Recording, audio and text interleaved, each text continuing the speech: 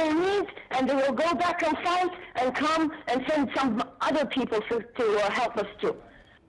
A doctor in Benghazi speaking to me a bit earlier. We will return to Libya in a moment, but there are protests elsewhere in the region. Anti-government demonstrators in Bahrain are preparing for the long haul, it seems, and have set up camp in the capital, Manama. Hundreds are spending the night at the Pearl roundabout after the government ordered the military to withdraw from the area. James Bays reports from the capital. They are determined to make this a permanent place of protest. A day after the army and police withdrew, the area around Pearl Roundabout has become a tented city with free food, water and electricity. The protesters are pitching camp and they say they won't leave until they get what they want. Zain al-Abidin down, Mubarak down, Al-Khalifa down, down, down. Can the king make political concessions, or is it too late? It is too late now. Now people, you can hear them. They want to change all the government. They want a new government. They want to choose by themselves. They want election. The Bahrain government says it's opening a dialogue with the people. I am not one of those who would ask you to forget about your interests. So an important part of our future work is to be in touch. As for today, we do not know what form or shape the national dialogue, which we all would agree with, would be. We have to have a consensus on it. But one opposition politician visiting the roundabout was told very clearly he should not enter into any negotiations. A politician who talks to the royal family, he was told, has the blood of those who died on his hands. As you see, the changes here are dramatic changes. You cannot expect what will happen. Of course, the initiatives from the youth here will not stop. There seems to be a disconnect between the opposition politicians and the views of these people.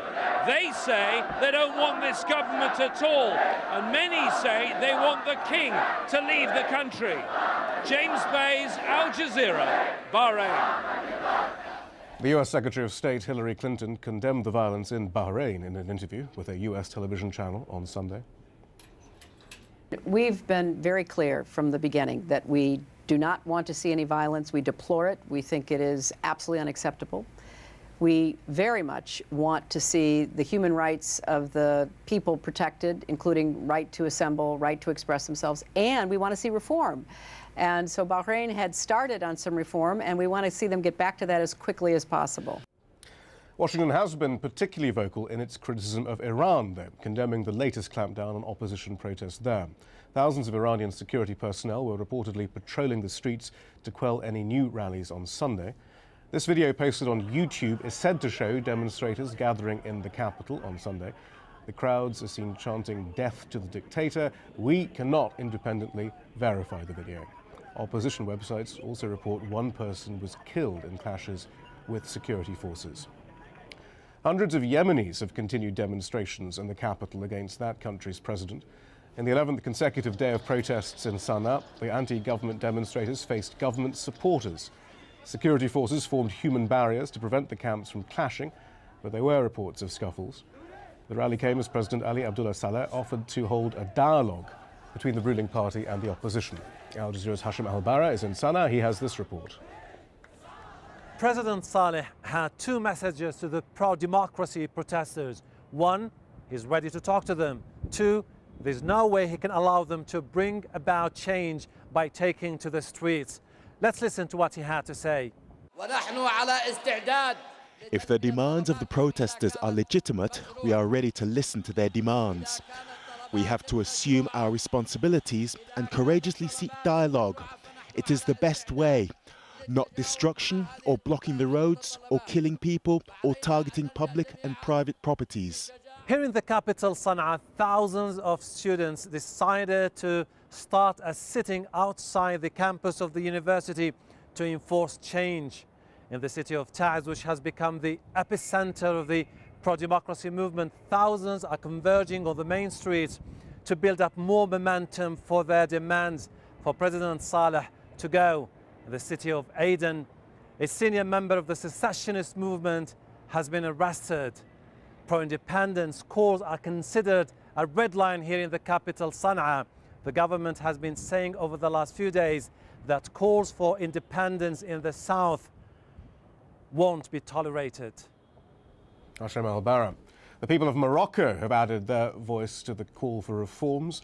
In the capital, Rabat, 2,000 people staged a peaceful protest. They demanded a new constitution that would guarantee greater democracy. They also pressed for King Mohammed to dismiss the country's coalition government and relinquish some of his powers. The Egyptian Museum has reopened its doors following the uprising that led to Hosni Mubarak's 30-year grip on power being loosened. Dozens of foreign tourists visited the home of Egyptian antiquities as craftsmen continue to mend artifacts damaged. Workers in Oman are celebrating a government move to raise the minimum wage. Citizens in the private sector are to see a 43% pay rise. Minimum monthly salaries will increase from $363 to $520. The government attributes its decision to soaring food prices.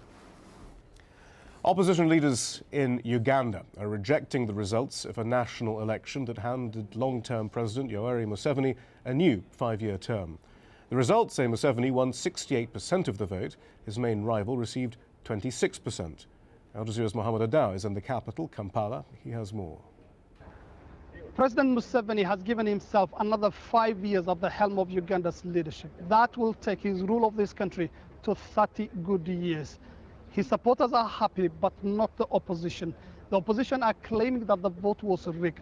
They are saying there have been instances where the agents and officials across the country were intimidated by police, and they're also saying ballot boxes were stuffed for President Yoweri Museveni's party. However, the national resistance movement of President Museveni is saying that is not true and the vote was free and fair. The election observers, some of them international, are saying a different story, however, and the Commonwealth Observation Group has said that there has been a massive commercialization of politics in Uganda, referring to blame of some people involving themselves in voter bribery. Mohammed Adaw. The Afghan president, Hamid Karzai, is facing criticism from his country's former intelligence chief. Amrullah Saleh has told Al Jazeera that Karzai is making secret deals with the Taliban. Saleh has started a grassroots movement of his own to bring peace to the war-torn country. Zaina Hoda has this report from the Panjshir Valley. He fought the Taliban when he was the head of Afghanistan's intelligence agency for 6 years. He is still fighting the movement even after leaving office. But now it is on the political front. Amrullah Saleh has begun what he calls a grassroots movement. The former spy chief is reaching out, not only to those in his community, the Tajiks, but other ethnic groups as well. It is about trying to forge unity in a polarized country, he says. One of the divisive factors,